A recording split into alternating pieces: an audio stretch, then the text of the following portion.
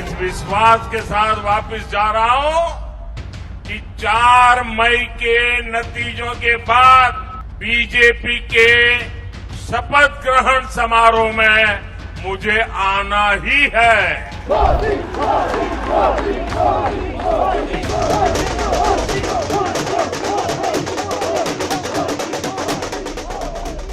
আবার দেখা হবে, फिर मिलेंगे। राहे गुलशन तो फूल खिलेंगे और जो फूल खिलेंगे और रहा तृणमूल तो फिर मिलेंगे। रहा गुलशन तो फूल खिलेंगे, रहा तृणमूल तो फिर मिलेंगे।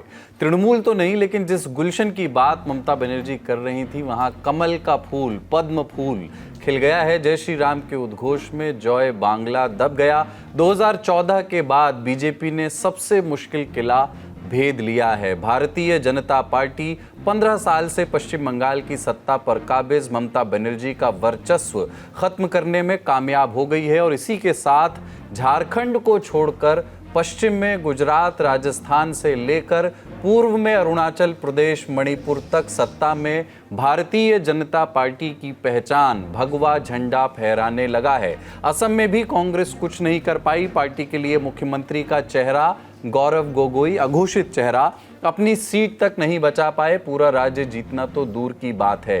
केरल के नतीजे देख करके कांग्रेस जरूर सांत्वना पुरस्कार ले सकती है।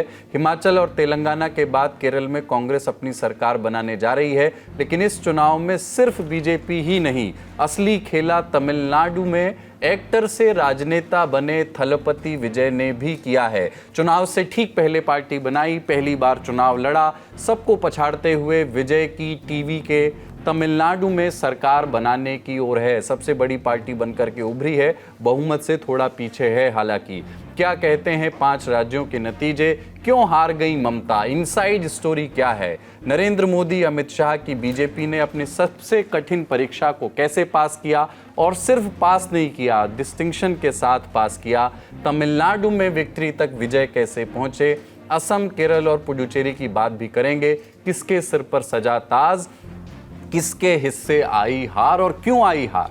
नमस्कार, मैं हूं कुलदीप और आप देखना शुरू कर चुके हैं the Lallantop show. Brought to you by Saluja Gold and Candid. Bharat का सबसे भरोसेमंद Saluja gold TMT bar. Saluja gold TMT. अब सही पकड़े हो कॉन्ट्रैक्टर बाबू, मजबूती सब कुछ है। दिल्ली में 6A पंडित दीनदयाल उपाध्याय मार्ग पर सुबह से जश्न का माहौल है, और हो भी क्यों ना। जैसे जैसे ईवीएम खुलती गई, पश्चिम बंगाल में बीजेपी की जीत पर मुहर लगती गई। इस जश्न में शामिल होने और हर चुनाव की तरह नतीजे के बाद अपने कार्यकर्ताओं में दम भरने के लिए प्रधानमंत्री नरेंद्र मोदी बीजेपी दिल्ली हेडक्वार्टर पहुंचे। बीजेपी के लिए इस जीत के मायने क्या हैं, प्रधानमंत्री के इस बयान से आप अंदाजा लगाइए। बंगाल के भाग्य में आज से एक नया अध्याय जुड़ गया है। आज से बंगाल भय मुक्त हुआ है। विकास के भरोसे से युक्त हुआ है। बांग्लाय परिवर्तन होए गेछे। भारतीय जनता पार्टी 2021 में चुनाव जीत नहीं पाई थी, लेकिन जिस पार्टी का वजूद सिंगल डिजिट तक सिमटा रहा था उसके पहले 3 पर थी, उसे 77 सीटें भी मिल जाएं तो मॉरली उसकी हार नहीं कही जा सकती। लेकिन इतने भर से बीजेपी ने संतोष नहीं किया। भारतीय जनता पार्टी को इलेक्शन मशीनरी कहा जाता है। एक अलग तरह की बड़ी इलेक्शन मशीन का इजाद उन्होंने किया है। और क्यों इसको कहा जाता है, इसका जवाब पश्चिम बंगाल के चुनाव में बीजेपी ने जो किया उससे उसकी तैयारी के पीछे छिपा है। 2021 के चुनाव में बीजेपी के प्रभारी कैलाश विजयवर्गीय थे। बीजेपी का प्रदर्शन तो सुधरा था, लेकिन पार्टी के भीतर विजयवर्गीय को लेकर के गुस्सा भी था। अगस्त 2022 में बीजेपी ने चुनावी स्ट्रेटेजी बनाने में माहिर सुनील बंसल को पश्चिम बंगाल की जिम्मेदारी दी। सुनील बंसल को ओडिशा और तेलंगाना के साथ बाद पश्चिम बंगाल का भी प्रभारी बनाया गया। आप आज सोशल मीडिया खोलेंगे तो बीजेपी कवर करने वाले कई पत्रकारों ने सुनील बंसल की फोटो लगा करके उनका महिमा मंडन किया है। कहा है कि अभिनेताओं के चर्चे बहुत होते हैं पर निर्देशकों को इतिहास याद रखता है। सुनील बंसल की इतनी प्रशंसा क्यों हो रही है? उनके लिए कहा जाता है कि प्रभारी बनने के बाद पश्चिम बंगाल में ज़मीन पर उन्होंने पार्टी को खड़ा किया, संगठन के स्तर पर बूथ लेवल तक काम किया, मंडल स्तर तक काम किया, 294 विधानसभाओं में वो गए, बांग्ला वो बोल लेते हैं, मंडल लेवल पर उन्होंने बैठकें की, पार्टी के कार्यकर्ताओं से बात की और बहुत से इलाकों में मंडल ही नहीं बूथ स्तर पर भी बैठकें की। स्थानीय पत्रकार बताते हैं कि बंसल के पहुंचने से पहले तक लोकल लीडरशिप सेंट्रल लीडरशिप को कई बार झांसा या चकमा भी दे दिया करती थी या भ्रम में भी रखा करती थी। ऐसे समझिए कि कई बूथ पर पार्टी की कमेटी मौजूद नहीं होती थी, लेकिन लोकल लीडर क्या कहते थे कि हर बूथ पर जितने भी कार्यकर्ता होते थे उसको कभी कभी बढ़ा चढ़ाकर एक लिस्ट दिल्ली को भेज दी जाती थी। जहां नहीं भी होते थे लिस्ट में वहां के कार्यकर्ताओं को भी दिखा दिया जाता था, ये दिखाने के लिए कि पार्टी के पास बहुत संख्या में बड़ी संख्या में कार्यकर्ता हैं। तो बंसल ने सबसे पहले इस सिस्टम को ख़त्म किया, इस लिस्ट की सफाई छटाई की। इंडिया टुडे मैगजीन के जर्नलिस्ट अर्कमॉय दत्ता, जो कोलकाता बेस्ड ही हैं, अर्कमॉय दत्ता मजूमदार, ये बताते हैं कि सुनील बंसल ने करीब 60,000 बूथों पर ये सुनिश्चित किया कि बूथ स्तर पर बीजेपी की कमेटी भी रहे, उसमें कार्यकर्ता भी रहे, क्योंकि यही कार्यकर्ता चुनाव के समय पार्टी के पोलिंग एजेंट, बूथ एजेंट बनते हैं। कुछ इस तरह सुनील बंसल ने पश्चिम बंगाल में बीजेपी के स्ट्रक्चर को खड़ा किया, पार्टी का ढांचा तैयार किया। इस जीत के दूसरे नायक भूपेंद्र यादव को पार्टी आलाकमान ने चुनाव प्रभारी बना करके भेजा। उनकी रणनीति क्या थी? भूपेंद्र यादव पश्चिम बंगाल पहुंच करके हिंदू वोट कंसोलिडेशन के काम पर लगे। पश्चिम बंगाल के बारे में लोग कहते थे कि बंगाल में कास्ट मैटर पर जो है ज़्यादा वोट नहीं पड़ते, जाति इतनी अधिक मायने नहीं रखती, लेकिन बीजेपी ने इससे इतर स्ट्रेटजी अपनाई। भूपेंद्र यादव ने अलग अलग हिंदू कम्युनिटी से संपर्क किया, यादव, गोप, सदगोप, कुर्मी, अलग अलग जातियों के लोगों तक बीजेपी की आउटरीच पहुंचाई। अगला नाम अमित शाह, भारतीय जनता पार्टी के पूर्व राष्ट्रीय अध्यक्ष और देश के गृह मंत्री। अगर पार्टी का एक तरह से सबसे बड़ा नेता, संगठन का बड़ा नेता चुनाव के समय कार्यकर्ताओं के बीच रहे, वॉर रूम में मौजूद रहे, कार्यकर्ताओं में जोश भरे, उनके साथ बातचीत करके डे टू डे अपडेट ले, रणनीति बनाए, तो सोचिए कि लोकल कार्यकर्ताओं में कितना उत्साह होगा। और अमित शाह ने यही किया। उन्होंने कहा कि वो 15 दिन पश्चिम बंगाल में ही रहेंगे, कैंप करेंगे। वो लगातार 15 दिन भले ही ना रहे हों, लेकिन उन्होंने 15 दिन के बराबर समय लगभग पश्चिम बंगाल में ही बिताया और एक हफ्ते तो वो लगातार रहे। अमित शाह के बारे में स्थानीय पत्रकार बताते हैं कि उन्होंने अपने कार्यकर्ताओं के, भारतीय जनता पार्टी के कार्यकर्ताओं के दिमाग में इस बात को बैठा दिया कि बीजेपी चुनाव जीत रही है और मॉरली पार्टी को इसका बड़ा फायदा मिला। नैतिक बल सबसे महत्वपूर्ण होता है चुनाव में। इसके अलावा भारतीय जनता पार्टी की एक बड़ी रणनीति पर बात और होनी चाहिए। बीजेपी ने इस बार बंगाली वर्सेस बाहरी वाला नैरेटिव हावी नहीं होने दिया। ऐसा नहीं था कि दूसरे राज्यों के नेता पश्चिम बंगाल नहीं गए। हर चुनाव की तरह इस बार भी बीजेपी ने अपनी पूरी मशीनरी काम पर लगाई। कई राज्यों के सांसद, संगठन के मंत्री, स्टार प्रचारक पश्चिम बंगाल गए। कोई वॉर रूम चला रहा था, कोई किसी एक समुदाय के लोगों को टारगेट करके रणनीति बना रहा था, लेकिन बीजेपी ने इस बात का ख्याल रखा कि बाहर से गए इन सभी लोगों को पर्दे के पीछे ही रखा जाए, फ्रंट पर पश्चिम बंगाल के स्थानीय नेता ही रहें, ताकि ममता बनर्जी की पार्टी बंगाली बनाम बाहरी के नारे को हवा न दे सके। बीजेपी की एक और स्ट्रेटेजी पर बात की जानी जरूरी है। 2021 के विधानसभा चुनाव में 27 उम्मीदवार ऐसे थे जो दूसरी पार्टियों से आए थे और उन्हें बीजेपी ने टिकट दिया था। इनमें से जीते थे 8, लेकिन बात जीत हार की नहीं थी। पश्चिम बंगाल में दशकों से मारकाट की, हिंसा की राजनीति देखने को मिलती रही है, पहले लेफ्ट और फिर टीएमसी के बीच, और बीते एक दशक से टीएमसी और बीजेपी के बीच। टीएमसी से आए नेताओं के खिलाफ बीजेपी के लोकल नेताओं में रोष था, नाराजगी थी। उनका कहना था कि जो नेता कल तक हमारे साथ मारपीट करता था, क्या अब हम उनके लिए चुनाव प्रचार करें? इस चुनाव में इस बात का पूरा ध्यान दिया गया। द हिंदू की एक रिपोर्ट बताती है कि इस बार सिर्फ 7 नेता टीएमसी से भारतीय जनता पार्टी में आए, उनमें से सिर्फ 2 को ही टिकट दिया गया और उन दोनों में से एक दिव्येंदु अधिकारी थे, शुभेंदु अधिकारी के भाई।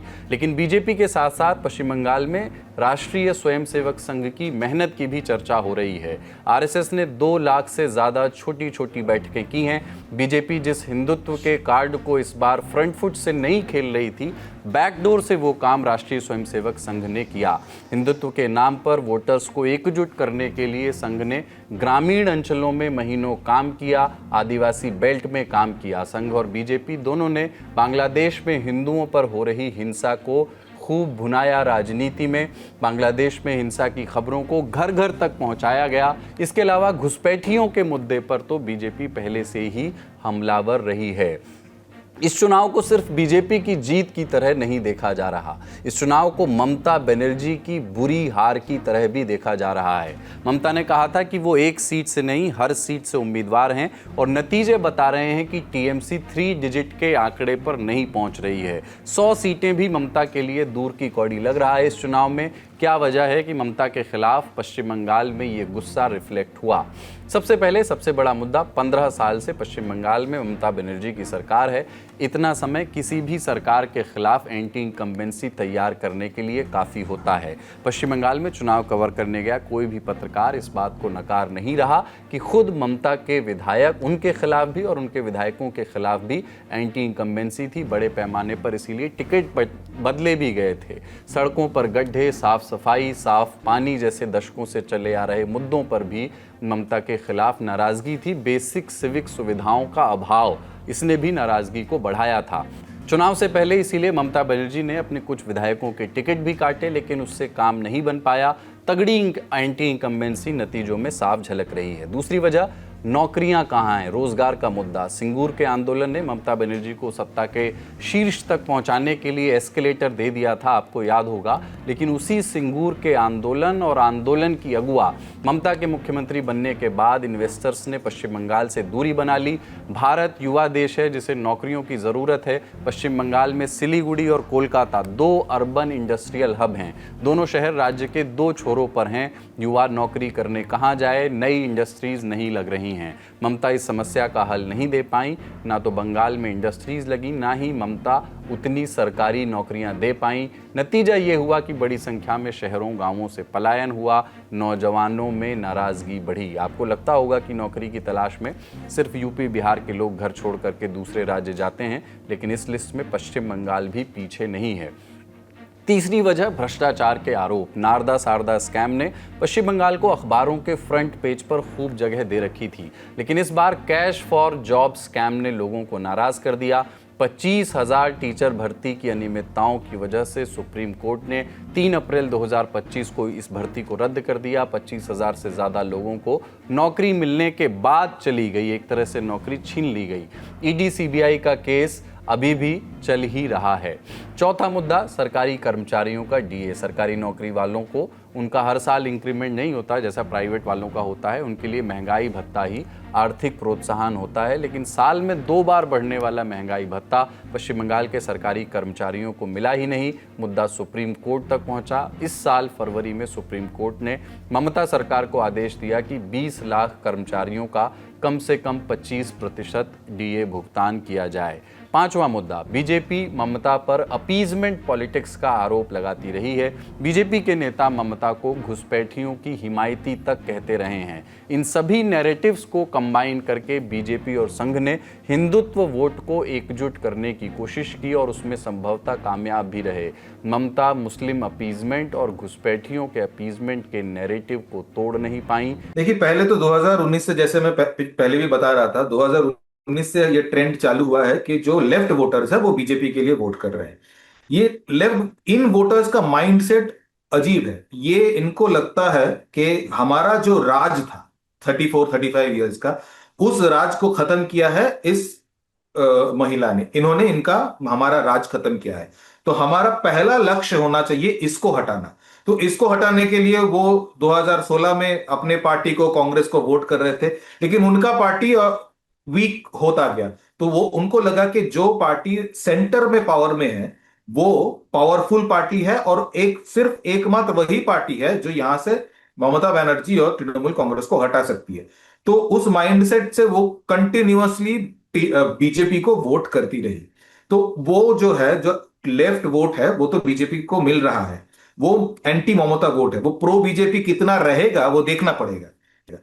पहला बात यह है कि लेफ्ट वोटर्स बीजेपी को वोट करती है। और दूसरी बात, जो कंटिन्यूअस करप्शन केसेस जब से ये टीएमसी गवर्नमेंट आई है, आपको याद रहेगा शारदा स्कैम हुआ, फिर 2016 में नारदा स्कैम हुआ, फिर रिक्रूटमेंट स्कैम, फिर कोल स्कैम, फिर कैटल स्मगलिंग स्कैम। ये सारे स्कैम, हमारे यहाँ पे कहावत हो चुकी थी कि बंगाल इलेक्शन में करप्शन कोई मुद्दा नहीं बनता, लेकिन इस बार शायद वो चेंज हुआ है, वो माइंडसेट, वो मिथ टूटा है।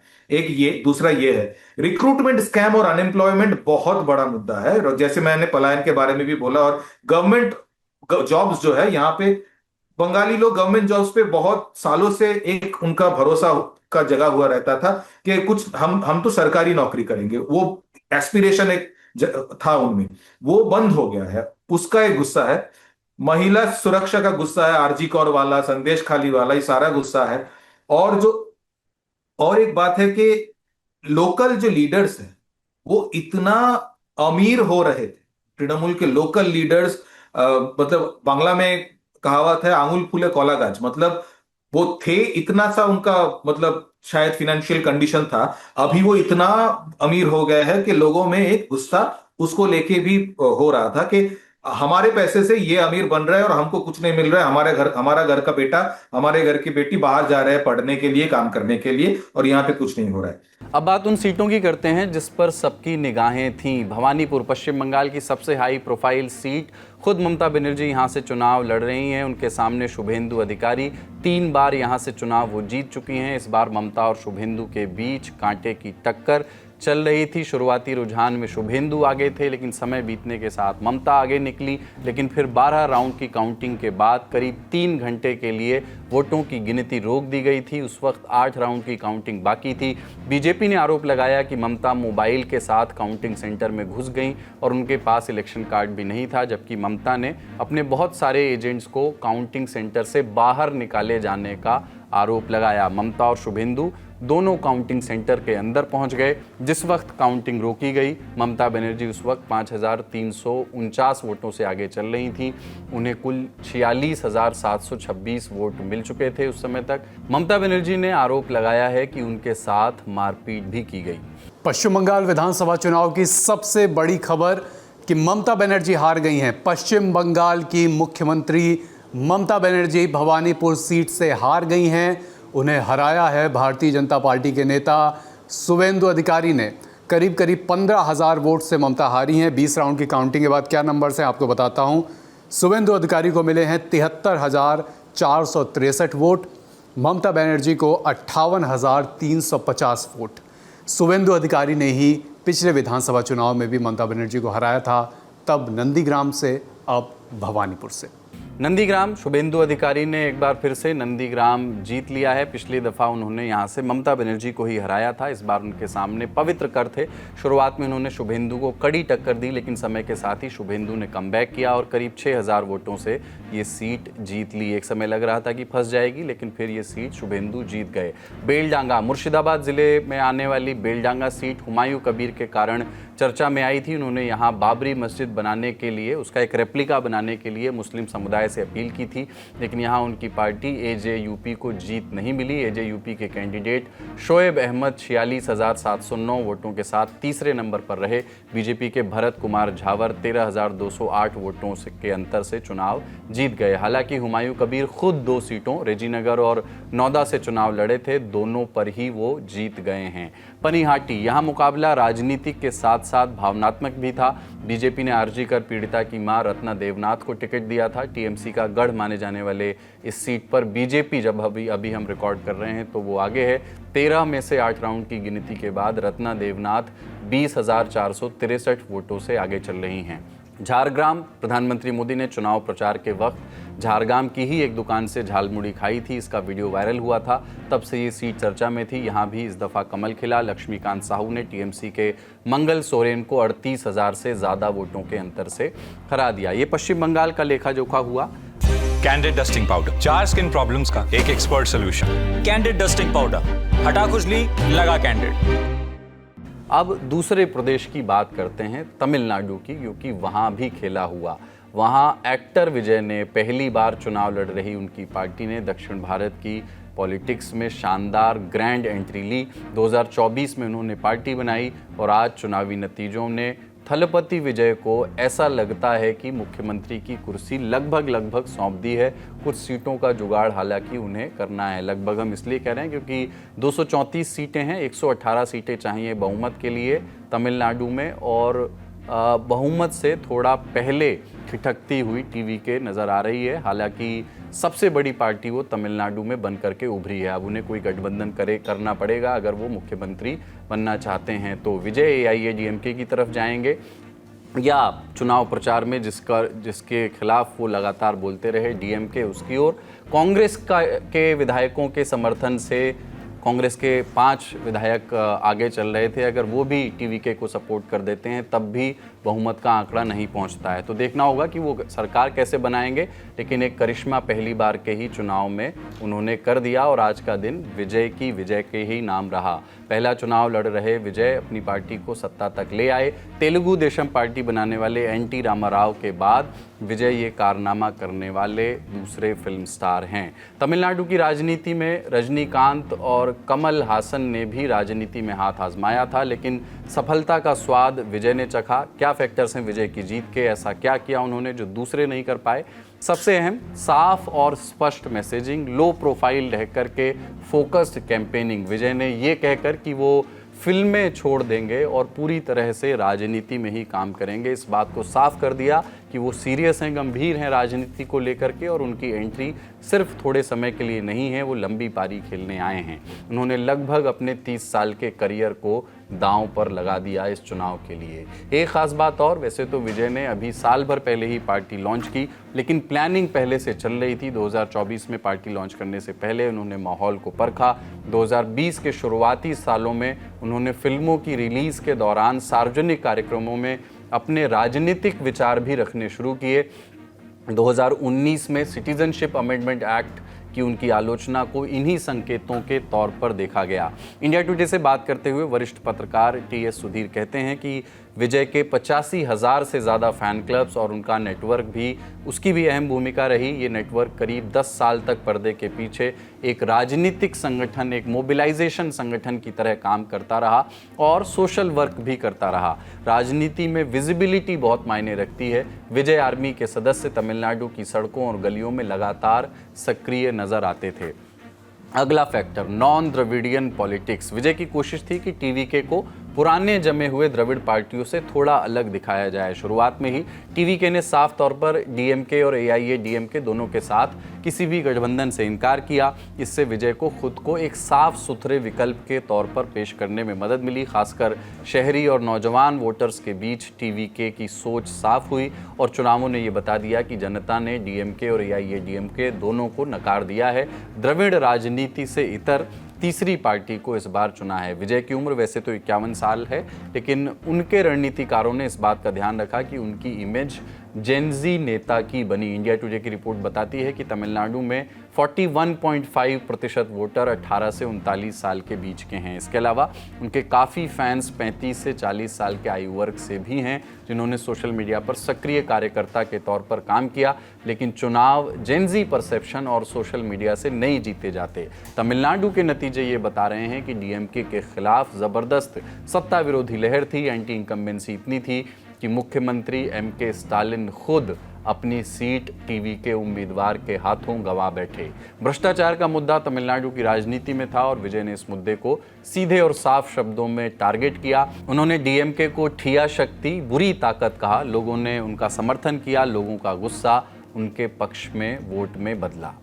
अब असम की बात करते हैं। यहाँ के नतीजे बिल्कुल भी चौंकाने वाले नहीं रहे। लगभग सभी एग्जिट पोल की असम को लेकर की गई भविष्यवाणी सही साबित हुई। BJP के नेतृत्व वाली NDA लगातार तीसरी बार सरकार बनाने यहाँ जा रही है। लगातार दूसरी बार हिमंत बिस्वा शर्मा असम के मुख्यमंत्री बनेंगे। इस बार बीजेपी ने असम में पिछली दफा से भी बढ़िया परफॉर्म किया है। 126 सीटों में से एनडीए 100 सीटें अकेले जीत चुकी है। अकेले बीजेपी ने 82 सीटें जीत ली हैं। पिछली दफा बीजेपी ने 60 सीटें जीती थी। मुख्यमंत्री हिमंता ने लगातार छठी बार जालुकबाड़ी सीट जीत ली है। कांग्रेस की विदिशा नियोग को उन्होंने 80,000 वोटों से हराया, बड़े मार्जिन से हराया है। जीत उनको भी नसीब हुई जो चुनाव से एन पहले कांग्रेस छोड़कर बीजेपी में चले आए थे। प्रद्युत बोरदोलोई कांग्रेस सांसद थे, कई बार विधायक और मंत्री भी रह चुके, लेकिन इस दफा उन्होंने बीजेपी का दामन चुनाव से पहले थाम लिया और उनका ये दांव सही साबित हुआ। दिसपुर सीट से कांग्रेस की मीरा बोर ठाकुर गोस्वामी को 49,666 वोटों से उन्होंने हरा दिया। वहीं एक ज़माने में असम कांग्रेस के अध्यक्ष और 10 साल तक लगातार विधायक रहे भूपेन बोरा भी चुनाव से पहले पाला बदलने वालों में से थे। उन्हें भी बगावत का फायदा मिला। बिहपुरिया सीट से कांग्रेस के नारायण भूयान को 5119 वोटों से उन्होंने हरा दिया। एक दशक से सत्ता से बाहर कांग्रेस इस दफा भी कुछ खास नहीं कर सकी। पार्टी का प्रदर्शन पिछली बार से भी खराब रहा। पिछली बार कांग्रेस ने 29 सीटें जीती थी और इस दफा केवल 19 सीटें वहां पर असम में कांग्रेस को मिली हैं। असम कांग्रेस की हालत का अंदाज़ा इस बात से लगाइए कि उनके प्रदेश अध्यक्ष और संभावित मुख्यमंत्री उम्मीदवार गौरव गोगोई ही अपनी सीट गंवा बैठे। जोरहाट से सांसद गौरव गोगोई के लोकसभा वाले भाषण खूब वायरल होते हैं, लेकिन हिंदी अंग्रेज़ी बढ़िया बोलने वाले गोगोई शायद असमिया जनता से, अपने ही यहाँ की जनता से कनेक्ट नहीं कर पाए। जिस इलाके से 2 साल पहले वो लोकसभा जीते थे, वहाँ से इस बार उन्हें 23,182 वोटों से हार मिली है। एक बड़ी हार मिली है। उनको हराने वाले बीजेपी के हितेंद्र नाथ गोस्वामी को 64,000 से ज़्यादा वोट मिले हैं। असम में कांग्रेस को मिली हार से सवाल खड़े हो रहे हैं। पार्टी ने चुनाव के लिए प्रियंका गांधी को कमान सौंपी थी, एज एन उनको स्क्रीनिंग कमेटी चेयर करने के लिए भेजा था। स्क्रीनिंग कमेटी की अध्यक्ष बना करके उनको असम भेजा गया था। जिताऊ कैंडिडेट चुनने से लेकर के दल बदलुओं को रोकने की जिम्मेदारी उनकी थी, लेकिन नतीजे जब आए तो खुद कांग्रेस अध्यक्ष, प्रदेश अध्यक्ष गौरव गोगोई भी चुनाव हार गए। उनके हार के पीछे क्या वजह रही? कांग्रेस पिछले 10 सालों की एंटी इनकम्बेंसी को क्यों नहीं भुना पाई? ये हमने जाना एक्सपर्ट से। एक पार्टी को मोमेंटम बिल्ड करने के लिए सबसे जो ज़रूरी चीज़ है पार्टी के ऑर्गेनाइजेशनल स्ट्रेंथ। तो कहीं भी पिछले 5 साल में ये नहीं दिखा कि कांग्रेस में वो सांगठनिक शक्ति है, और यही एक वजह है। सिर्फ असम में ही नहीं, पूरे भारत में कांग्रेस कमज़ोर पड़ रहा है और ग्रास रूट्स में ऑर्गेनाइजेशन को स्ट्रेंथन करने की कोई बहुत कोशिश हो भी नहीं रहा है। हालांकि उन्होंने उदयपुर और रायपुर दोनों ही सेशन में, कांग्रेस के सेशन हुए थे, उन्होंने ये सब सिद्धांत लिए थे जो ऑर्गेनाइजेशनल रिस्ट्रक्चर की बात कर रहे थे, लेकिन ज़मीनी तौर पे ये सब दिखाई नहीं दिया। तो गौरव गोगोई ने 1 साल पहले सत्ता संभाला था। सत्ता मतलब कांग्रेस के अध्यक्ष बने, प्रदेश कांग्रेस के अध्यक्ष बने, लेकिन इसके बाद भी वो ज़मीनी तौर पे कुछ बहुत खास करते हुए दिखाई नहीं दिए। ऊपर से कांग्रेस को आपको पता है, हिमंत बिश्व शर्मा जो असम के सीएम है, वो बार बार बोलते रहते हैं कि मेरे सारे स्पाई से भरे हुए हैं। कांग्रेस के पूर्व अध्यक्ष जो गौरव गोगोई से पहले कांग्रेस के अध्यक्ष रहा है भूपेन बोरा जी, उन्होंने कांग्रेस से बीजेपी में आ गए। प्रद्युत बोरदोलोई कांग्रेस से बीजेपी में आ गए। तो एक पब्लिक परसेप्शन भी बन गया कि कांग्रेस ख़त्म होते जा रहा है। जो कांग्रेस के ग्रास रूट्स वर्कर है उनके लिए कोई इंसेंटिव नहीं था, वो बहुत ज़्यादा डीमोरलाइज थे। और हिमंत बिश्व शर्मा ने जो एक नैरेटिव बनाया था असमीज़ वर्सेस बांग्लादेशी, जो एक बहुत ही सेंटिमेंटल इशू है, जो एक बहुत ही इम्पोर्टेंट इशू है असम में, इनके इस इशू के खिलाफ कांग्रेस के हाथ में कोई ऐसा मुंह तोड़ जवाब नहीं था। असम के बाद अब केरलम की बात करते हैं। इकलौता राज्य जहां से सिल्वर लाइनिंग है कांग्रेस के लिए, थोड़ी सी राहत और सांत्वना है। कांग्रेस के समर्थन वाली यूनाइटेड डेमोक्रेटिक फ्रंट सरकार बनाने जा रही है। 140 सीटों वाली विधानसभा में अकेले कांग्रेस 63 सीटों पर आगे चल रही है, यानी और उनका जो अलायंस है यूडीएफ जिसको कहते हैं, वो करीब करीब 100 सीटों पर आगे चल रहा है। केरलम के परिणाम बीजेपी के लिए भी ठंडी हवा के झोंके की तरह हैं। बीजेपी ने 3 सीटों पर जीत हासिल की है। नेमम, कड़कुट्टम और चतन्नू, इन 3 सीटों पर भारतीय जनता पार्टी जीती है। नेमम सीट पर भाजपा के वरिष्ठ नेता और पूर्व केंद्रीय मंत्री राजीव चंद्रशेखर को जीत मिली है। तिरुवनंतपुरम की इस सीट को लंबे समय से भाजपा का सबसे मजबूत गढ़ माना जाता रहा है। उन्होंने सीपीआई सीपीआईएम के दिग्गज नेता और मंत्री वी शिवनकुट्टी को 3,590 वोटों से हराया है। नतीजे साफ हैं, 80 साल के पिनराई विजयन लगातार तीसरी बार मुख्यमंत्री नहीं बन पाएंगे। इस बात का शायद उन्हें एहसास नतीजों से पहले हो गया था। उन्होंने नतीजों से पहले ही अपने एक्स अकाउंट के बायो से मुख्यमंत्री का जिक्र हटा दिया था। हालांकि वो अपनी विधानसभा सीट धर्मादम बचा ले गए, वहां से वो जीत गए। कांग्रेस के अब्दुल रशीद को उन्होंने 19,000 से ज़्यादा वोटों से हरा दिया। लेकिन केरल में लेफ्ट डेमोक्रेटिक फ्रंट की हार के साथ देश में वामपंथ का आखिरी किला भी ढह गया। पिछले 50 साल में ये पहला मौका है जब देश के किसी भी कोने में वाम दलों की, वाम फ्रंट की सरकार नहीं होगी। 1977 में ज्योति बसु के पश्चिम बंगाल का मुख्यमंत्री बनने के बाद से देश में कहीं ना कहीं लेफ्ट की सरकार बनती रही है। ज्योति बसु के 34 साल के शासन को ममता की टीएमसी ने 2011 में ख़त्म कर दिया था। दक्षिण भारत के राज्यों में लंबे समय से सरकार बदलने का पैटर्न रहा है। जनता हर 5 साल में सरकारें बदलती है आमतौर पर। पिछली बार नहीं हुआ था ऐसा केरल में।